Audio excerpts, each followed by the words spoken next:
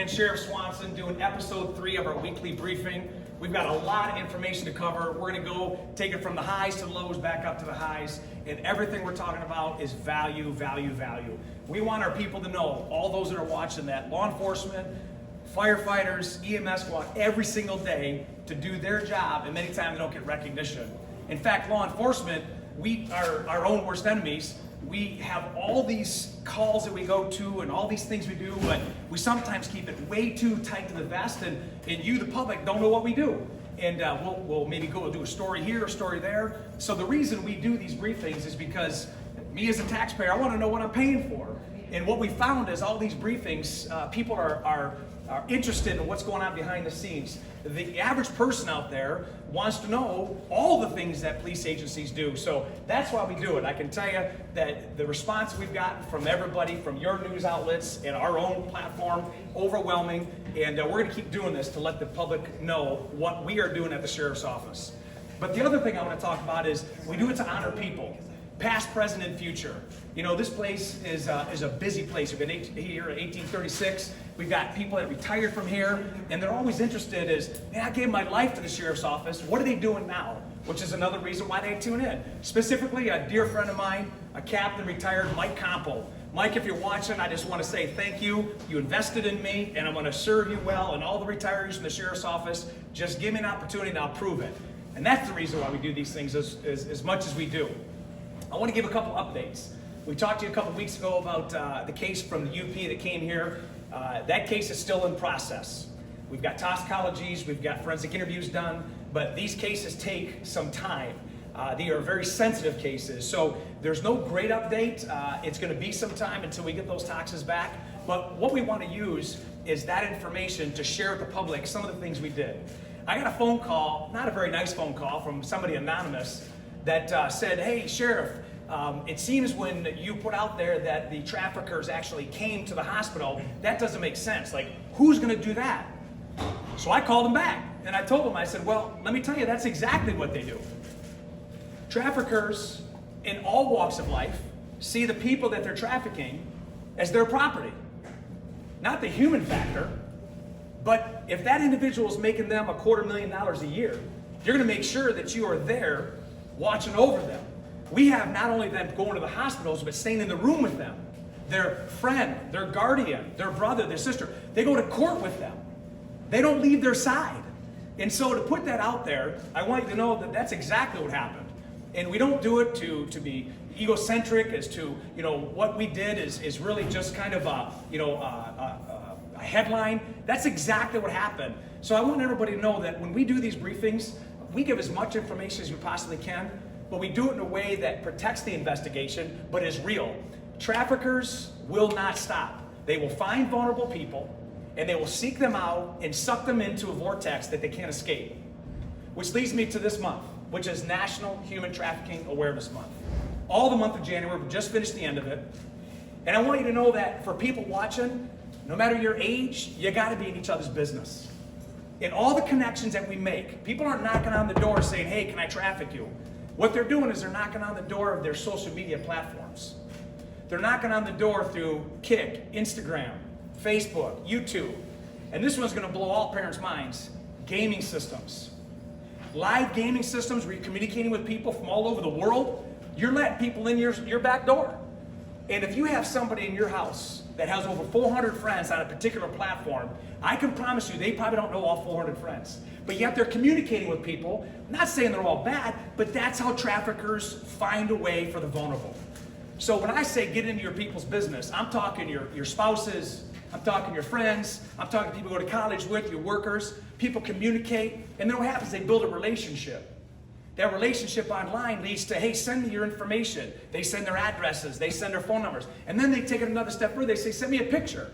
Now the person thinking that they have a friendship, they send a picture, and many times it's a very unbecoming picture. It's a very embarrassing picture under the wrong circumstances. We call it sextortion, where now you send a picture of yourself, and the person on the other end uses that as leverage to say, now this is what we're going to do. Because if you don't do this, I'm going to expose it to everybody you know. They already have your social media platform, so they can expose it to your friends. People panic, and you've heard the news. You've got people committing suicide, people withdrawing from society, people quitting school because they're so embarrassed. So we use these times for you to have conversations with people. Talk to your people and say, hey, listen, who's on your phone? I don't have my phone with me, but if you have a phone that's locked that you don't want anybody to see, there may be something on there that you shouldn't have on your phone. You shouldn't have names of other people stored in there to conceal their real identity. You should know who you're talking to. You should have no secrets, because in this world, what's done in the dark will be found in the light. And that's what they're counting on. They're counting to trick you up, to suck you in, and before you realize it, the trap is closed and you're done. So I just want to say that, in addition, when you go through people's Facebook, when you go through their Instagram messaging, when you see the memes that they're posting, when you go on Snapchat, when you go on TikTok and they throw something out there, I want you to say, I'm going to read 4 texts, and these are pleas for help. So if they're anything like these, it's a red flag. Don't just bury your head and say, oh, it can't be right, or it's not my kid, or it's not my spouse, or it's not my friend. Number 1, somebody writes, show me some love. I feel like I'm not loved. I feel like an MF doormat. I'm just tired of feeling like I'm a nobody in quotes. That's a cry for help. And traffickers and people want to take advantage of those will answer to that and play into that vulnerability. Someone get me the heck out of here, but I don't swear on camera. Someone take me away. I'm sick of not feeling loved. Only when I got something, I'm tired. Take me the F away. And finally, this is written on an arm. These are texts. These are conversations that our own agency has pulled from our own conversations. Written on his arm. Sometimes the girl who's always been there for everyone needs someone to be there for her. Listen, if you think for a second that these are just empty pleas, then that's where people get surprised to the point of they never saw it coming. But if you're just aware of what's happening, you can see it coming. So just be aware of that. Again, not everything's going to be human trafficking, but anytime you exploit the vulnerable, whether it's the elderly, the addicted, the young, or animals, you're taking somebody who can't defend themselves. And if they can't, you need to. We need to. And as a community, we all need to. We also talked about, any questions on that so far? Questions? It's okay to interact. All right, not polished. The other thing we talked about, if you notice, there's a pattern of the messaging that we want to put out there, because the opiate crisis that we're dealing with on a regular basis has not stopped. In fact, I just pulled the numbers from our sheriff paramedics. In the last 3 days, we ourselves have responded to 5 heroin overdoses, heroin and fentanyl. And if you look at the stats, over 90% of the overdoses that result in death in Genesee County are just straight up fentanyl. Heroin, you got to get it from the Middle East or South America. It's black tar, brown tar. And then they mix it with fentanyl, which is a synthetic opiate. Well, why would you need to go to those countries if you can make it right here, which is why we see an uptick of fentanyl. And because it's made different, that's why people in their concentrations are dying with needles in their arms, because they're taking a different dose than they would normally take. And so I want to introduce you to somebody, because I have a deputy here that I've known, that I love, that was actually on an overdose. His name is Deputy Clint Hippensteel. Clint, come on up here. So when I respond like I did on that night, it was about 11 o'clock at night in Clio City. Call goes out for a possible overdose. I get there, it looks kind of almost like it's a house party. There's about 4 people there. There's two kids that are standing over this guy. They got a washcloth, they're doing what they can. So I run in there, I check him, he's still breathing. When was this? This was just Saturday. Okay. So just this past weekend. He's still breathing, he's in rough shape, but I gotta check out the other girl. I go check out the other girl. She's white in the face, her lips are blue, and she's hurting. She's hurting bad. She's taking big, 1 deep breath, agonal breathing. And so I check her mouth, make sure she's not choking on her vomit, roll her up onto her side. I take the Narcan. Boom. Check this out. So these are the kits that all of us carry and all of you should carry. So it's really simple. I don't think you need training, but you might need some for something. I know that we get certified on this. So it's just a small little nasal spray. Just take it out of the package. So I roll her on her side, because in case she has some sort of reaction, she wants to vomit, because this will make them sick eventually. You shoot it up right up their nose. So just like that, 1 squirt right in the nose. Okay. So it doesn't work instantly. I didn't see that. After a little bit of time, she did give out a big moan, and you could see her artery right in her neck was just pumping, and it was going. So it was doing something. She was coming back. and they hit her with 4 more doses. When the paramedics showed up, hit her 4 more doses through an IV of Narcan. And the first thing she said that when she became lucid was, "I almost died." And that's all she was. She was on the floor crawling around in circles. "I almost died" was the first thing that came out of her mouth. How old was she? 21. Man, I know there's gonna be some questions, but I'm gonna tell you this. This stuff happens. Clint is not a paramedic. I'm a very proud licensed paramedic. He's just a road deputy that got trained in the same thing you can be trained in. And you can get with community mental health, which is now known as Genesee Health Systems. You can take a short training and get one of your own. You can go to your physician and ask to be prescribed one. Find ways to get it, because that's what saved this girl's life. And that's not the only dose. After you gave one, what did the ambulance company give? 4 more doses through IV. Yeah. So And even then, she was rough. when our sheriff paramedics show up, we give Narcan IV push because it's an antagonist to the opiate. It blocks the receptors in order for them to be resuscitated. Well, listen, man, I'm proud of you. I'm going to answer some questions, but before you go, man, I got a little surprise for you. What you don't know is Clint started here in the jail, and they went to police academy, but while he was in jail in August of 2019, he responded to a scene in the jail. And he and another deputy saw an inmate that had a med port, and the med port is in a large vessel. Well, in order to try to commit suicide, he ripped the med port out of his artery and was bleeding all over the cell. And we've already given an award to the other deputy, but you don't know this. Today, you get an award from August 6, 2019. Deputy Clinton Hippensteel responded to and treated an inmate who had ripped an implanted med port out of his own chest in an attempt to bleed to death. This is your certificate and a life-saving pin for saving his life. Thank you so much. Thank you so much. There you go. Congratulations. All right, man. That's a Marine right there. If anybody needs to get caught up and you need to get a change of life, go to the military. Yeah, definitely. I'll find a good recruiter for you. There you go. Thank you so much. Any questions on that? Because we have another big kick. Go ahead. Oh, yeah. Come on back up here. Clint? Yes. M-Live, I have a question for you. Just actually, when you responded to that scene, Yeah. Given what you've seen before, given, your past history, I guess, what was your visceral reaction to that, seeing someone in the state? Well, it's surreal, but honestly, it gives me a sense when I go to those kinds of things, especially when I deal with people just on the road as well.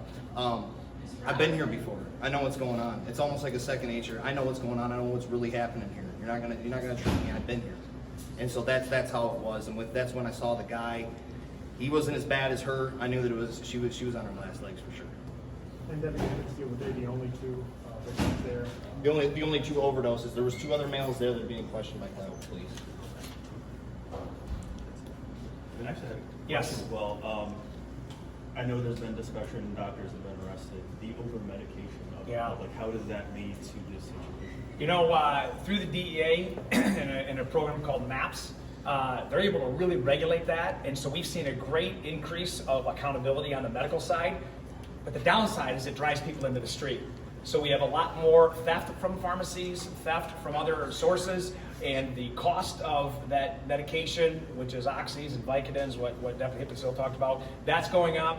Because if you can't get in one source, they find other sources, and it perpetuates. I might say that, I appreciate it, thank you so much. Thanks. I might say that we just had a tour up in the jail yesterday, talking to the medical staff, and 99% of the people who come to our jail are under the influence of drugs or alcohol or both.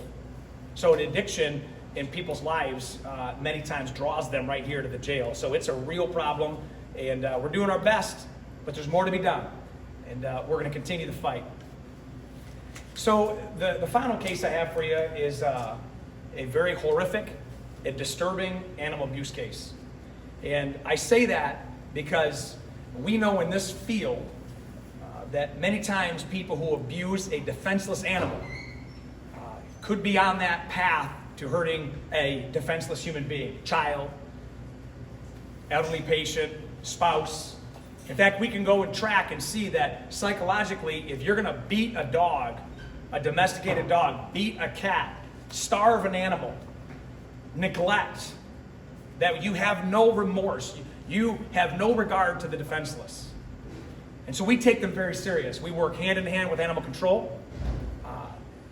We as the Sheriff's Office want to put the message out that if you have an animal that you can't take care of, it's driving you crazy, there is a means for you to have somebody else take care of that animal. Don't let it starve to death. Don't abandon it while you move. Don't beat it to death. Because that's exactly what happened here. You had a 25-year-old guy who's living with his girlfriend. The cats get on his nerves, a 3-month and a 5-month-old kitten. And again, if you don't want the details, I'd tune out right now. But he takes the cats and he throws them against the wall. Fractures their rear legs, fractures their hips, leaves them in the tub. The girlfriend comes home, the one is soaked because he put water all over it and rolled in kitty litter. Neither cat can walk. She tries to get some medical help. She can't afford it. She drops them off to animal control. Animal control starts looking at these cats, notices that they've been abused, they can't walk, and it starts the process of medical care, emergency medical care, investigation, which is what this office does with animal control, rehabilitation if that's a possibility, and accountability. And whoever did this deserves to pay for abusing an animal that's defenseless, a 3 and a 5-month-old kitten. So I'm going to show you the cats. This is Sadie, and you can get these later on as well, but this is Sadie and Samson. These are 2 kittens that are brother and sister, 3 and 5-month-old, same mom. And what happened was, because they were abused together, they had very similar injuries. This right here is Sadie's broken femur on her left leg. This is a rod to fix that femur. This is the fractured pelvis of a 3-month-old kitten. Another view of the fractured pelvis. The other half of the fractured pelvis. Now, we took these x-rays for 2 purposes. Number 1, for investigative purposes, but also an attempt to save their life. Regardless of what you think about pets and animals and animal control, these kittens deserved a second chance. They didn't deserve to be beat. And that's exactly what happened.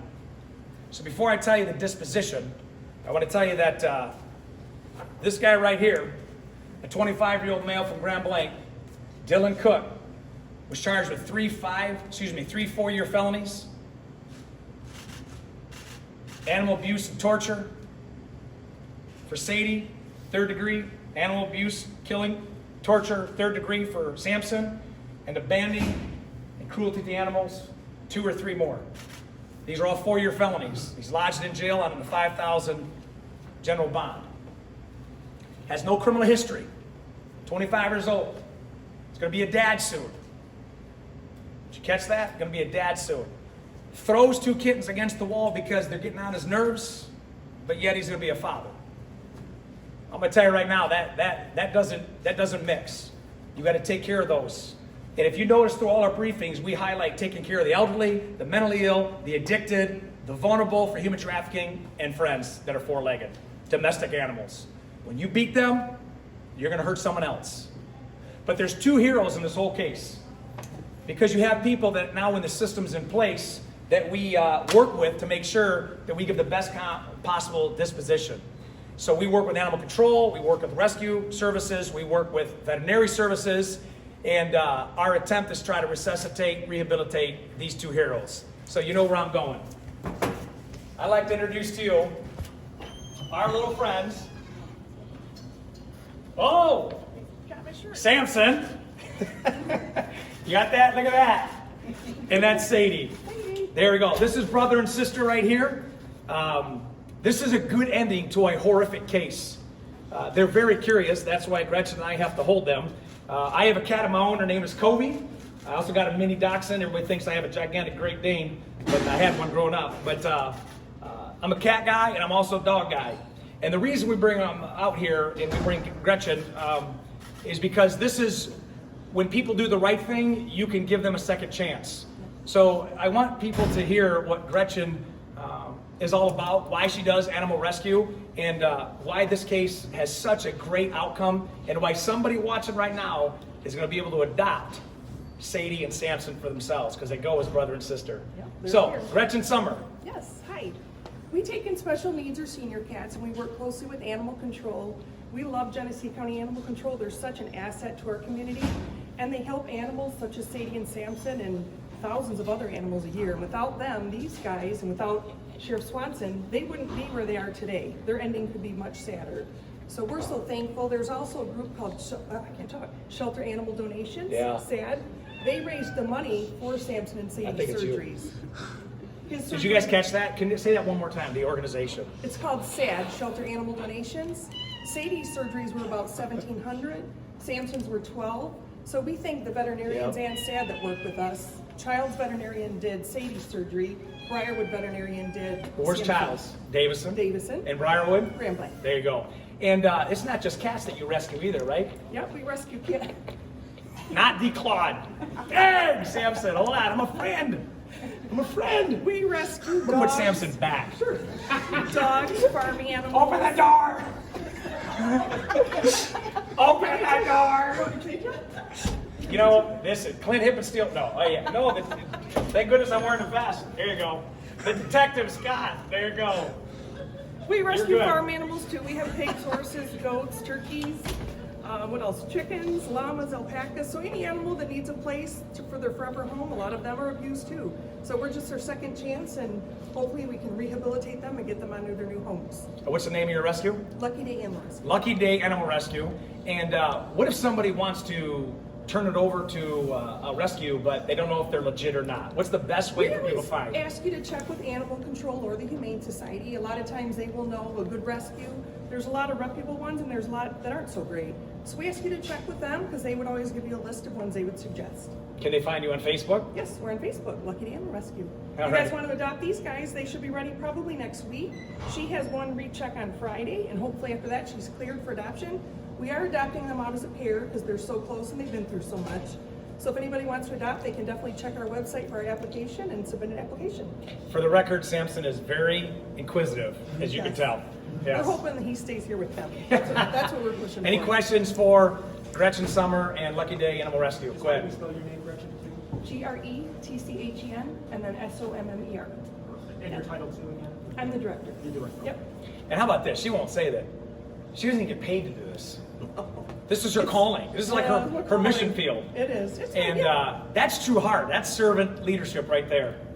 Yes, but we're thankful. We're thankful that these guys, you know, that someone's going to pay for what they went through. What they went through was not right, and this shouldn't be acceptable. So we're thankful that you guys are taking a stance on this and saying this can't happen.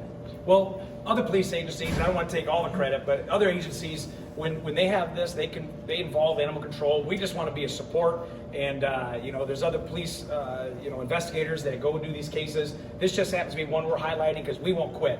We have an investigator that's partially funded by animal control. We take it as serious as hurting a human being or any other criminal case that we have.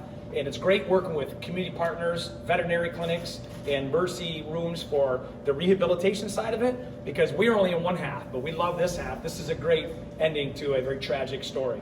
Questions again? Any questions? When did this incident happen to? Happened in the fall of 2019, but because of the amount of trauma and the investigation and finding them, we were just able to close the case this week, and that's why we briefed it today. Good question. Any other questions? Does anybody have duct tape or a lint roller? Hey, we'll see you next week on week number 4. If you have any comments or questions or concerns, please send us right here on any of this social media platforms we'll respond to. I appreciate you. Be safe. We'll see you next time.